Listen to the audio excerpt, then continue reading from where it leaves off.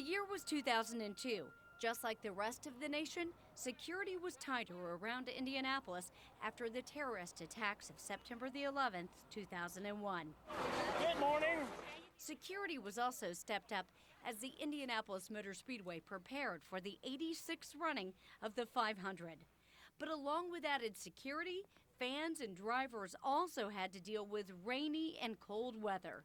More than 7 inches of rain fell during the month of May, washing out an entire day of qualifications. But race day, May the 26th, was warm and sunny. Everything heated up on the track with one of the most controversial races ever. Paul Tracy was in second place during the 198th lap when he tried to pass first-place driver Helio Castroneves.